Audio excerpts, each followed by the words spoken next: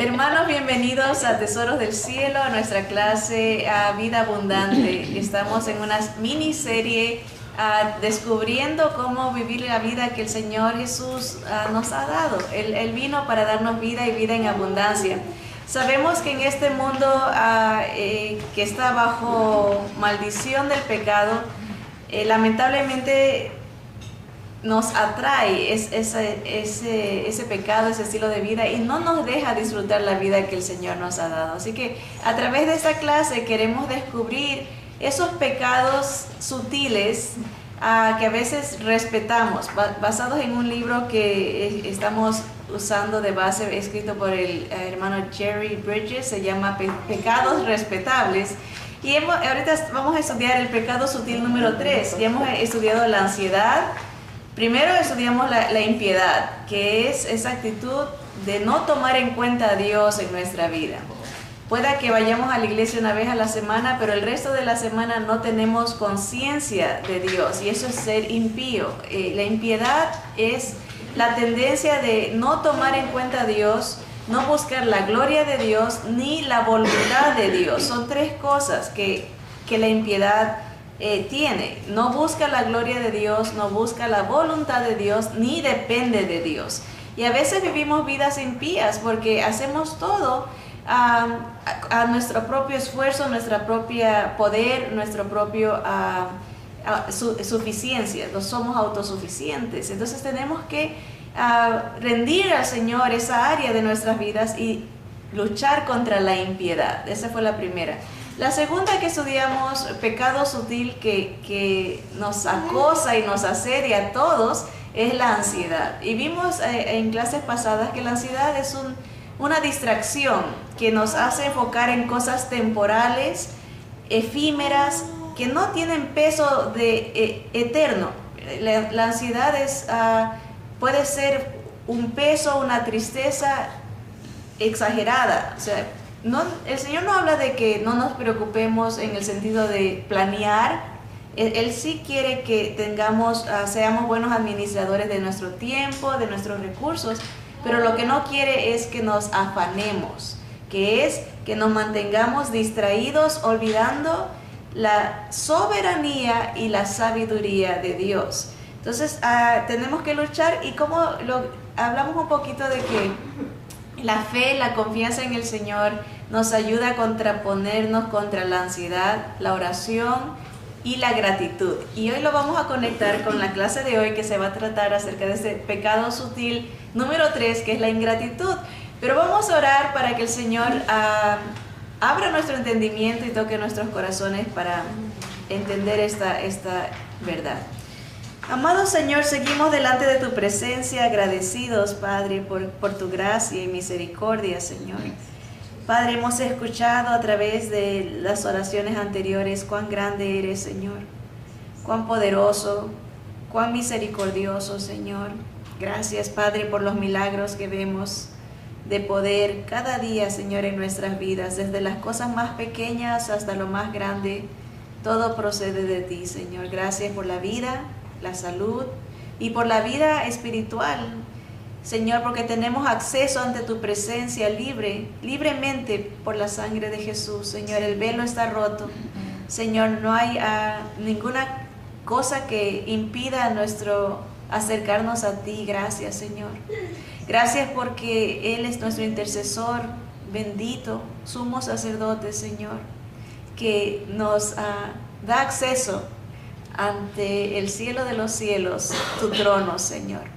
Padre, rogamos que tu Santo Espíritu toque nuestros corazones, abra nuestro entendimiento, Señor, y nos alumbre el camino a seguir, Señor, tus preceptos, tus estatutos, para que podamos vivir esa vida abundante que tú tienes para nosotros, Señor. Te entregamos este tiempo, a ti sea la gloria, en el nombre poderoso de aquel que fue, que es y que ha de venir, nuestro Señor Jesucristo. Amén. Amén. Bien, la ingratitud. Terminamos la clase anterior meditando en la obra magnífica que hizo nuestro amado Señor Jesús, y lo meditamos en Romanos 8:27, que es una porción muy conocida. Dice: mas el que escudriña los corazones sabe cuál es la intención del Espíritu Santo, porque conforme a la voluntad de Dios intercede por los santos. Y sabemos que a los que aman a Dios, todas las cosas les ayudan a bien. Esto es, a los que conforme a su propósito son llamados. Porque a los que antes conoció, también los predestinó para que fuesen hechos conformes a la imagen de su Hijo, para que Él sea el primogénito entre muchos hermanos. Y a los que predestinó, a estos también llamó. Y a los que llamó, a estos también justificó. Y a los que justificó, a estos también glorificó. ¿Qué pues diremos a esto? Si Dios es por nosotros, ¿quién contra nosotros? En este pasaje vemos a Dios Padre, Dios Hijo y su Santo Espíritu trabajando en conjunto para que su voluntad perfecta se cumpla en nosotros, usando toda circunstancia, ya sea problema, prueba, tribulación, para conformarnos, o en otras palabras, configurar, modelar, moldear, crear, construir, establecer, producir, forjar, educar, instruir, adiestrar, aleccionarnos o prepararnos para ser como su Hijo Jesús. El Señor va a usar todas las circunstancias, buenas o malas.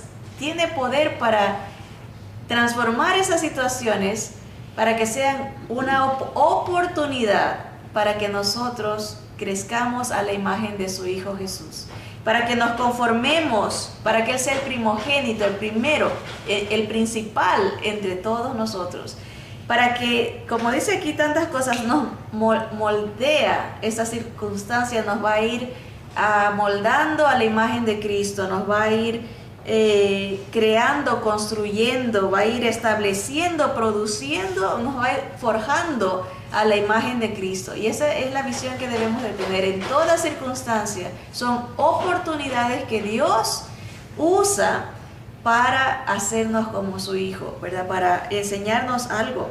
Y va doliendo porque somos barro, ¿verdad? El barro se va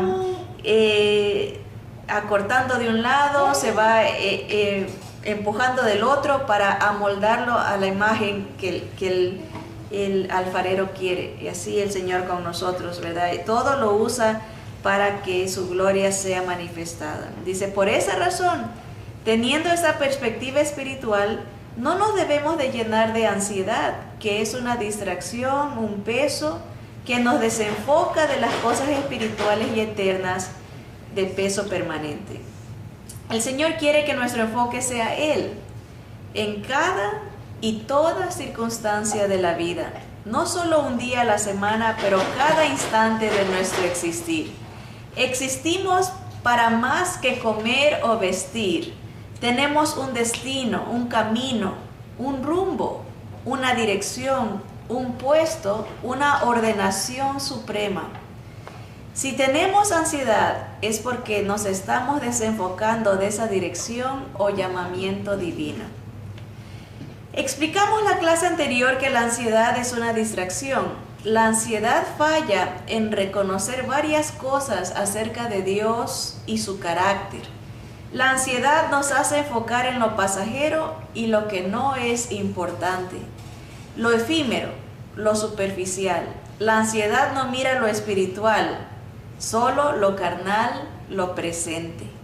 La ansiedad falla en reconocer la prioridad divina, la provisión divina y el privilegio divino. Eso vimos la semana pasada, las 3 letras P, la prioridad divina, el enfoque de Dios, la provisión divina. La ansiedad va a fallar en esas áreas, en reconocer la importancia de Dios, su provisión y lo que Él nos da. El privilegio divino es ese llamado, como vimos en Romanos 8, esa preocupación que Dios tiene por nosotros, hasta ora por nosotros, acomodando nuestras oraciones a su voluntad, acomodando nuestro corazón a las miras espirituales. El Señor intercede por nosotros, el Señor nos ama, dice que todo ayuda para bien a los que amamos a Dios, a los que de acuerdo a su voluntad, a su propósito, cuando tenemos esa mira, vamos a entender,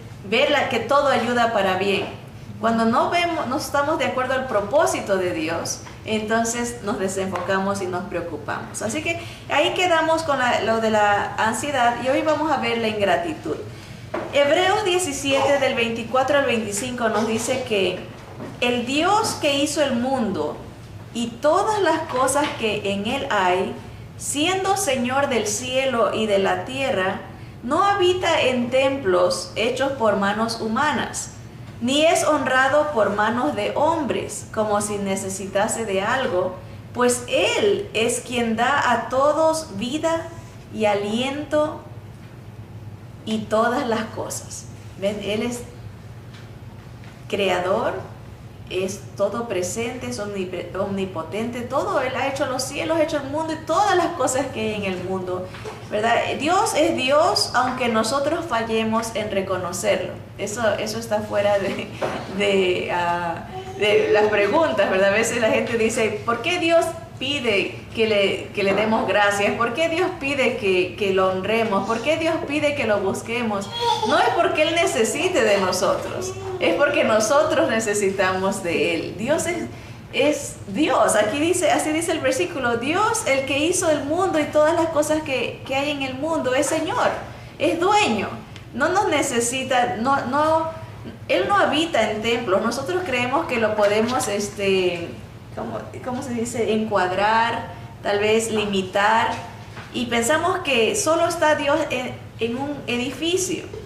Dios está en todas partes. Él se complace en estar con nosotros cuando lo buscamos, ¿verdad? Y por eso Él dice, donde están reunidos en mi nombre, ahí está Él en medio Él habita en medio de la alabanza. Él escoge, por decirlo así, escoge manifestar su presencia cuando estamos reunidos. Ahora, eso no quiere decir que nosotros lo estamos como enjaulando. Me recuerdo de una ilustración, caricatura, que el personaje, han oído de los Simpsons, ¿verdad? La historia, las caricaturas de los Simpsons. El personaje Homero, que es el papá, es ateo, y él está en una isla, ¿verdad? Y empieza a construir como una iglesia en su mente, ¿verdad? Y él, todos sorprendidos que por qué está siendo ateo, construyendo una iglesia. Y él sarcásticamente, cínicamente dice, es que quiero enjaular a Dios, porque en la mente de él, Dios solamente está en la iglesia. Y lamentablemente ese pensamiento se propaga. A veces pensamos que nosotros también como creyentes, que solo Dios está en la iglesia, y fuera de la iglesia Él no se va a preocupar por nosotros, que es nuestra vida, y ahí está bien que Él esté allá y nosotros acá. Pero Dios no, Él es Dios, aunque nosotros no lo creamos o no lo busquemos, sigue siendo Dios. Él no necesita de nuestros favores ni nuestra atención. Sin embargo, permite que nosotros le demos gracias para que a través de esa expresión ayudarnos a nosotros en varios aspectos espirituales, físicos y emocionales. Somos nosotros los que necesitamos aprender a ser agradecidos, porque siéndolo, estaremos evitando ser carcomidos por actitudes que desagradan a Dios. Cuando uno no es agradecido, va a desarrollar actitudes negativas que ofenden a Dios y nos afectan a nosotros espiritualmente, físicamente y emocionalmente también. Y lo vamos a ver con porciones bíblicas. Miren este suceso que se nos narra en el libro de los Hechos, capítulo 12, del 20 al 25. Dice que Herodes, este es otro Herodes, no el de los tiempos de Jesús, el que mató a los niños, este es nieto de ese Herodes el grande, este es Herodes el tetrarca, estaba enojado contra los de Tiro y de Sidón. Pero ellos vinieron de acuerdo ante él, y sobornado Blasto, que era el asesor del rey, que era camarero mayor del rey, dice aquí, pedían paz, porque su territorio era abastecido por el rey. Y un día señalado, Herodes, vestido de ropas reales, se sentó en el tribunal y les arengó. Y el pueblo aclamaba gritando, voz de Dios y no de hombres. Al momento, un ángel del Señor le hirió por cuanto no dio la gloria a Dios y expiró comido de gusanos. Pero la palabra del Señor crecía y se multiplicaba. Dice los historiadores que cuando Herodes, ese era un título, este rey, se vestía de sus ropas reales, dice que estaban cosidas de hilo de plata, cosa que cuando él se vestía alumbraba, era una visión muy preciosa, cómo él se manifestaba ante el pueblo, ¿no? Entonces, dice las escrituras que él se vistió con sus ropas reales, ¿verdad? Y sale a dar un discurso con esta gente que venía a rogarle que les provea comida. Estos, los de Tiro y de Sidón, no tenían acceso a la costa, no tenían recursos para sobrevivir y dependían de que el rey les mandara. Pero ellos vienen con sobornos y con halagos. Muchas veces la gente, cuando no tiene corazón sincero, usa de los halagos para sacar algo de provecho. Y eso tenemos que tener mucho cuidado. Los halagos son agradables. Las escrituras dicen que el que da halagos tiende un lazo a los pies de alguien, porque cuando uno se pasa ese halago, los halagos están para disfrutarse, pero no para creérselos, ¿verdad? A veces uno no debe de enseñorearse de esa situación. Y eso le pasó a Herodes. Él empieza a oír, le gritan, él está hablando, claro, están queriendo ganárselo, y le empiezan a gritar, es voz de Dios la que escuchamos, no es la voz de hombre. Lo están exaltando sobremanera, glorificando al hombre en lugar de darle la gloria a Dios, ¿verdad? De depender de Dios.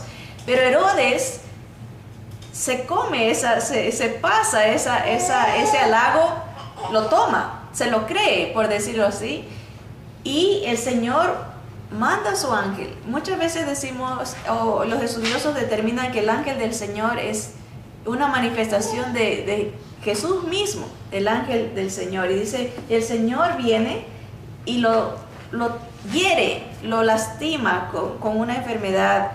Dice, por cuanto no dio la gloria a Dios y expiró comido de gusanos. No se sabe si muchos, dice que el historiador Josefo dice que murió, fue golpeado con una enfermedad, a lo mejor como un derrame, un ataque, y después de unos días murió, y cuando lo abrieron vieron muchos gusanos. Otros dicen que cae en ese momento y que los gusanos se le acercan y lo empiezan a comer. Sea como sea, es una narración bastante gráfica, fea, ¿verdad? Pensar que los gusanos lo están comiendo, pero el Señor lo pone aquí para que nosotros aprendamos de ese mal ejemplo, ¿verdad? El hecho de no darle la gloria a Dios, no reconocer a Dios, no tener gratitud hacia Dios, tiene consecuencias. Herodes era un hombre orgulloso y Dios no estaba en su pensamiento, era impío. Llega un punto en que Dios dice, hasta aquí, ya no más. Dios lo había rodeado de muchas bendiciones, pero no apreció. Esa actitud arrogante, indiferente y mal agradecida lo llevó a la muerte. Fue comido por gusanos. Cuando uno quiere llevarse la gloria que solo le pertenece a Dios, cuando uno se cree la fuente de toda bendición, ya sea material, física, emocional o espiritual, y no reconoce que Dios es la fuente de toda bendición, se expone a ciertos gusanos, los vamos a llamar así, gusanos que nos carcomen, los gusanos de la ansiedad, la perversidad y el negativismo. Hoy, por cuestiones de tiempo, vamos a estudiar nomás dos, que es el gusano de la ansiedad, que ya lo hemos estudiado en clases anteriores, y el gusano de la perversidad. Y vamos a ver cómo se conectan con la ingratitud. El gusano de la ansiedad. Hablamos de esta fórmula que se nos da en Filipenses 4, que le llamamos la fórmula de la paz, la fórmula para no tener ansiedad. Y dice así, Filipenses 4:6. Por nada estéis afanosos, sino sean conocidas vuestras peticiones delante de Dios en toda oración y ruego con acción de gracias. Dijimos que la fórmula eran dos cosas. La oración más la gratitud es igual a ¿qué? Dice el versículo 7. Y la paz de Dios, que sobrepasa todo entendimiento, guardará vuestros corazones y vuestros pensamientos en Cristo Jesús. La oración más, es importante que vaya con gratitud, dice con acción de gracias. Va a producir en nuestra mente y en nuestro corazón una paz que no podemos entender, que viene de Dios, que va más allá de las circunstancias, es a pesar de las circunstancias, además de las circunstancias. No es que las circunstancias se quitan o el problema se va o la tribulación pasa, sino que en medio de ese problema, en medio de esa situación adversa, la oración en Jesús, la dependencia en Jesús, buscando la voluntad de Jesús y la gloria de Él, más la gratitud nos llena, guarda nuestra mente, nos protege de la ansiedad. Por eso es que le llamamos la fórmula de la paz. Pero ahí la vemos, ¿verdad?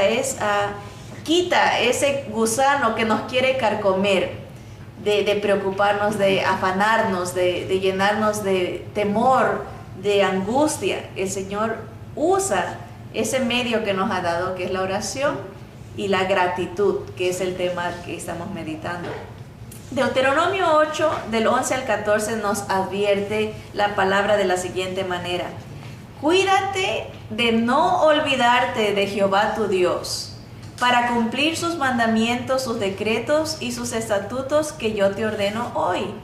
No suceda que comas y te sacies y edifiques buenas casas en que habites, y tus vacas y tus ovejas se aumenten, y la plata y el oro se multipliquen, y todo lo que tuvieres se aumente, y se enorgullezca tu corazón, y te olvides de Jehová tu Dios, que te sacó de tierra de Egipto, de casa de servidumbre, y digas en tu corazón: mi poder y mi fuerza y la fuerza de mi mano me han traído esta riqueza.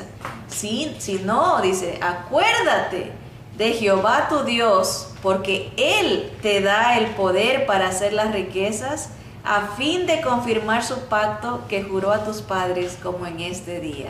Recuérdate, dice, no vayas a hacer que por la grandeza de tus adquisiciones, de tu inteligencia, intelecto, de tus habilidades, te enorgullezcas. Y es la realidad que todos tenemos peligro, estamos en peligro de dejarnos o llegar a olvidarnos del proveedor y pensar que es por nosotros que estamos donde estamos y tenemos lo que tenemos. Y el Señor dice: ten cuidado, no te olvides, pon en práctica lo que te mando hoy, mis mandamientos, para que te cuiden. Todas las ordenanzas que el Señor nos da, los mandatos, no son para hacernos la vida difícil ni para complicarnos o amargarnos la vida. Están ahí como direccionales para evitar que nos desviemos ni a diestra ni a siniestra, porque nuestros caminos, dicen las Escrituras, que todo camino parece el hombre derecho.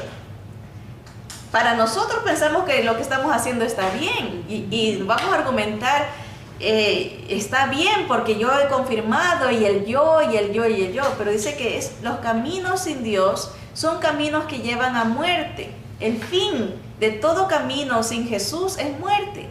Por eso el Señor nos da su palabra para que sea una lámpara, una luz que alumbre paso a paso y nos evite el no desviarnos a nuestro propio camino, como este es el camino del olvido, el camino de la indiferencia, el camino de la ingratitud. El Señor dice, cumple, practica mi palabra, cumple mis mandamientos para que no te olvides, cuídate de no llegar a ese punto de ser ingrato para con Dios.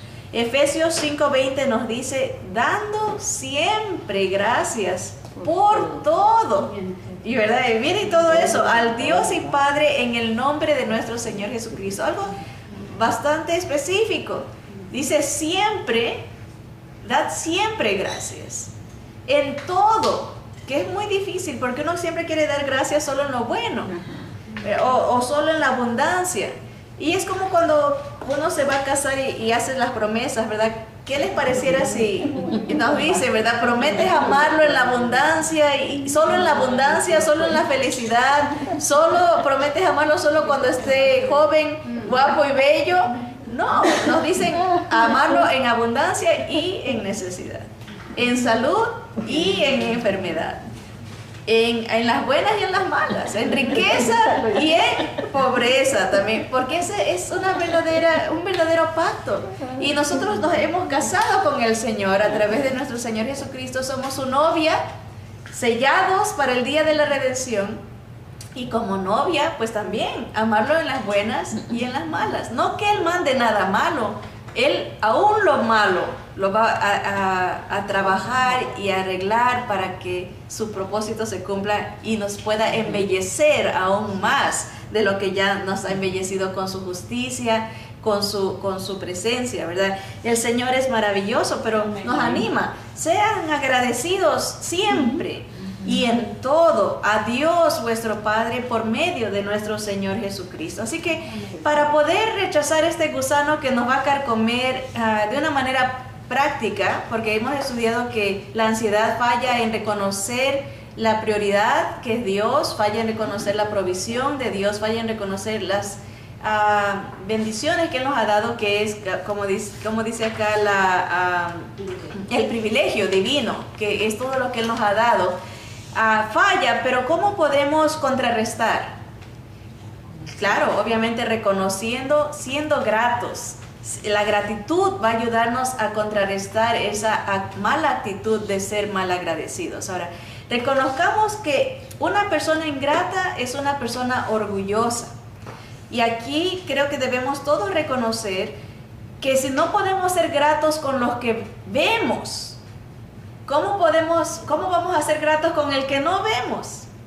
Si no nos acostumbramos a decirle a los que nos rodean, gracias por tu amor, gracias por tu cariño, gracias por el detalle, gracias por darme trabajo, gracias por hacerme, o sea, aún por ejemplo la familia, que hay que cocinar, que hay que lavar los platos, gracias por el trabajo que me das, porque me da energía, me mantiene joven, gracias por ver el lado amable de las cosas, ¿verdad? Déjame mandarle a mi esposo, gracias aún por lo que consideramos negativo, pero Dios lo usa para nuestro beneficio. Si no tuviéramos nada que hacer, no hay propósitos, no hay objetivos, no hay visión, no hay motivación. Pero gracias a Dios nos da trabajo, nos da todo lo que nos da el Señor. Es bueno, toda buena dádiva y todo don perfecto viene de lo alto, del Padre de las luces. Así que debemos de ejercitar en contra de este gusano de la ansiedad el hecho de decir gracias. A veces nos topamos y es muy difícil y mucho más difícil ser agradecidos con la familia. Es fácil decirle gracias a los de afuera y somos muy cariñosos, muy detallosos con los de afuera, tarjetita, texto, Facebook, todo, mandamos gratitud y gratitud. Y en nuestra familia, a veces a nuestros hijos, a nuestros padres, a nuestros esposos, no les expresamos la gratitud que debemos de expresar por las bendiciones que Dios nos da a través de ellos. Sea bueno o sea malo, son bendiciones porque el Señor todo lo usa para moldarnos a su carácter, a moldarnos a la imagen de su Hijo Jesús. Así que ese es el primer gusano que vamos a combatir con la gratitud. el gusano de la ansiedad. El segundo es la perversidad. Dice Romanos 1:18, fíjense en cómo la ingratitud va a jugar un papel muy importante en la actitud de toda esta gente que se describe en Romanos 1. Dice, porque la ira de Dios se revela desde el cielo contra toda impiedad. Acuérdense que impiedad es no tener en cuenta a Dios, no buscar su gloria, no buscar su voluntad ni depender de Él. Dios se enoja contra esa actitud de indiferencia, de autosuficiencia. Dice, se revela desde el cielo la ira de Dios contra toda impiedad e injusticia de los hombres que detienen con injusticia la verdad. Porque lo que de Dios se conoce les es manifiesto, pues Dios se lo manifestó. Porque las cosas invisibles de Él, su eterno poder y deidad, se hacen claramente visibles desde la creación del mundo, siendo entendidas por medio de las cosas hechas, de modo que no tienen excusa. Dios se ha revelado por su creación y se ha revelado por la palabra y se ha revelado a través de su Hijo. Esas son las únicas tres fuentes de revelación perfecta que tenemos. La creación revela el poder de Dios, revela la sabiduría de Dios, revela la hermosura de Dios. No más con ver florcitas, uno dice, ¡qué bellezas! ¿No? Y eso que estamos en un mundo caído ya bajo maldición, imagínense la gloria de la creación original, sin pecado, sin maldición, sin dolor, sin muerte. Ahorita estamos en un mundo corrupto, contaminado, ya está el mundo decaído, y aún así hay destellos. Los cielos, las estrellas cuentan la gloria de Dios. Un día emite palabra y sabiduría, otro día declaran su belleza, la belleza de Dios. No hay excusa, dice Dios, no hay excusa para esta gente que detiene con injusticia la verdad de Dios. Ahora, dice el versículo 21, pues habiendo conocido a Dios, no le glorificaron como a Dios, ni le dieron gracias. Ese es el problema de esta generación, esa gente que Dios está hablando. Reconocen a Dios y conocen de Dios, pero no le agradecen, no lo reconocen como Dios, sino que se hacen dioses a sí mismos. Miren lo que dice, no le dan gracias, sino que se envanecieron en sus razonamientos, y su necio corazón fue entenebrecido.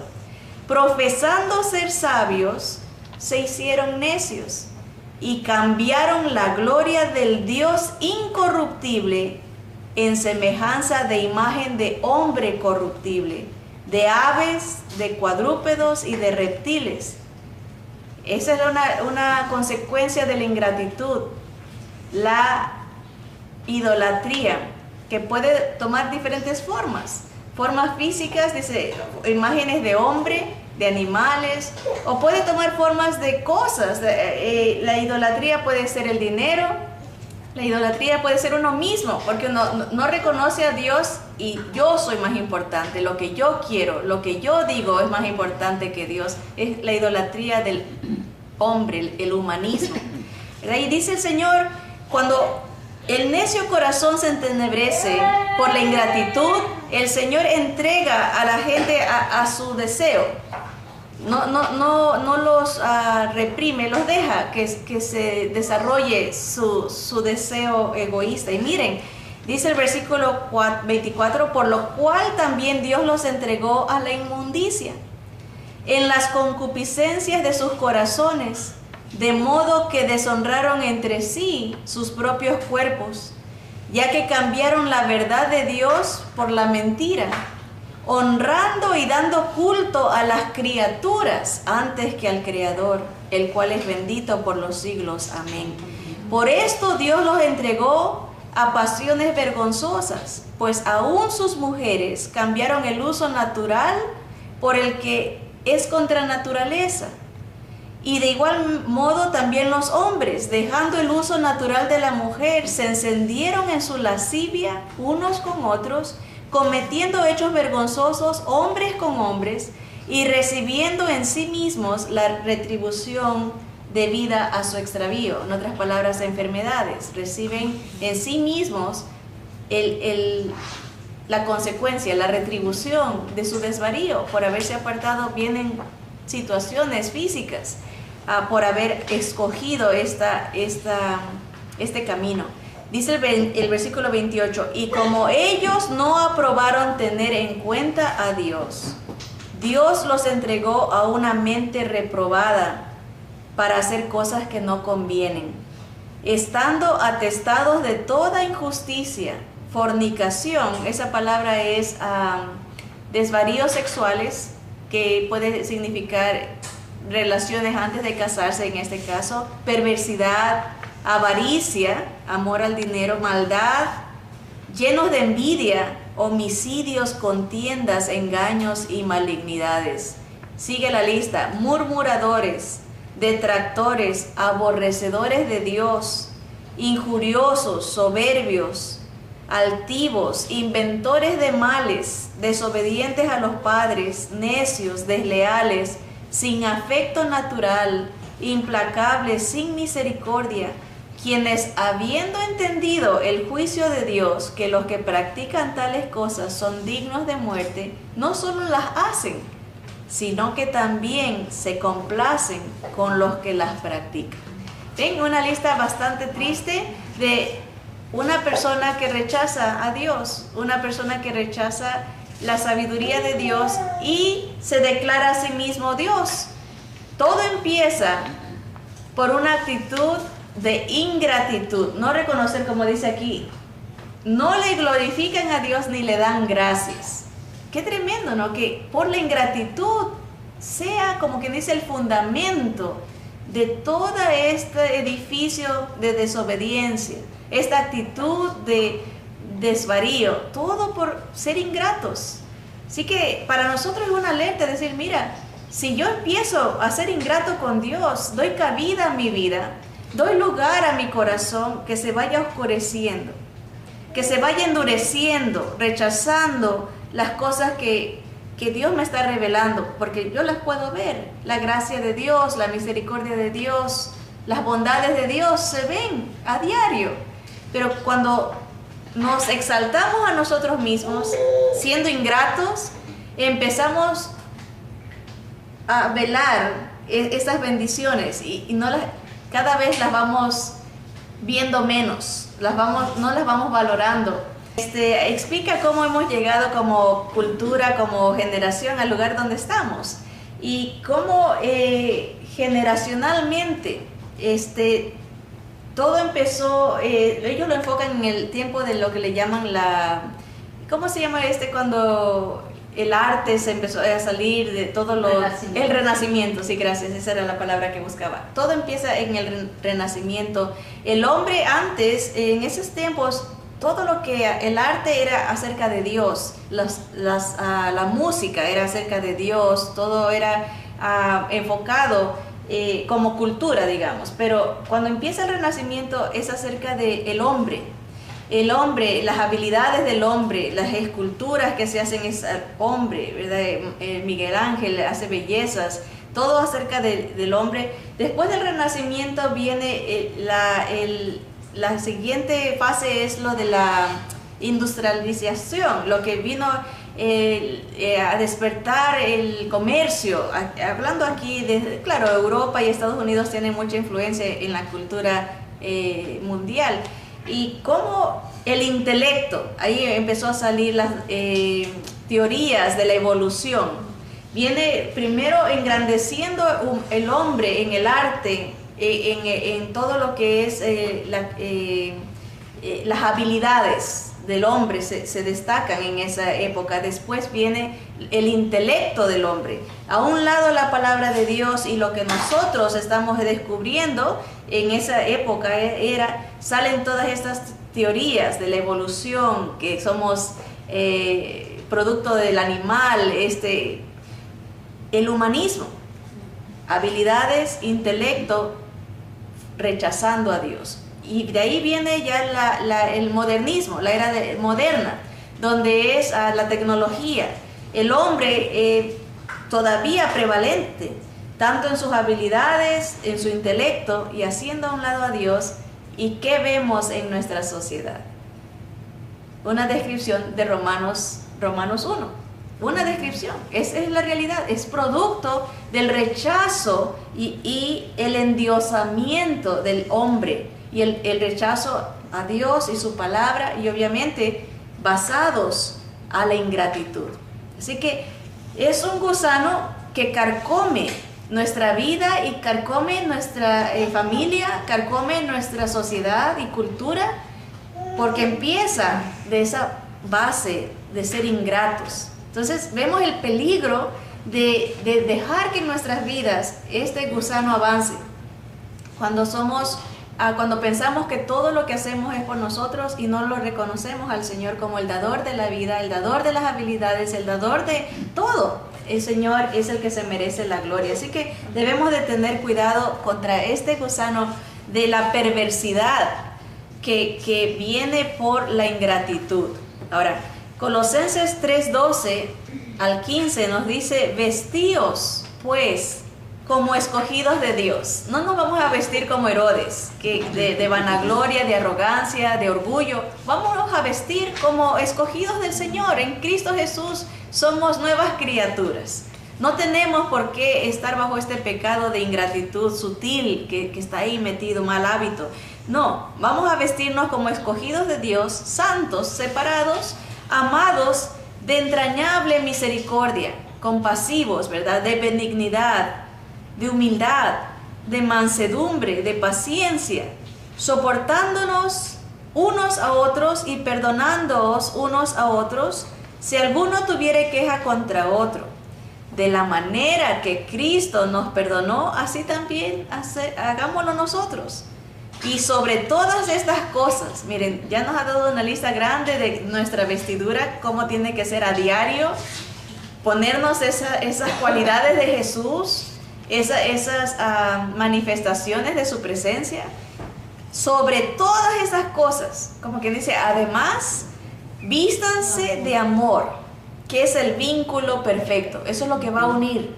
El amor nos trae humildad, el amor nos trae perdón, el amor nos va a dar benignidad. Es lo que une, el amor, porque el amor cubre multitud de pecados. El amor es, como dice el Corintios 13, dice que el amor es sufrido, es paciente, ¿verdad? El amor todo lo cree, todo lo puede, todo lo soporta, ¿verdad? Jesús, a veces lean esa porción, en lugar de decir amor, digan Jesús. Jesús es sufrido, Jesús todo lo puede, Jesús todo lo soporta, Jesús es el que cubre multitud de pecados. Jesús, todo es Jesús, porque Jesús es amor, Dios es amor, y nos ayuda a entender mejor cómo debemos de dejar que esas virtudes de Jesús sean nuestras también en su misericordia. Dice, sobre todas estas cosas, vestidos de amor, que es el vínculo perfecto, y la paz de Dios gobierne en vuestros corazones, a la que asimismo fuisteis llamados en un solo cuerpo, y sed agradecidos. ¿Ven? La unión de todas estas virtudes está manifestada en el amor de Dios y la gratitud a Dios.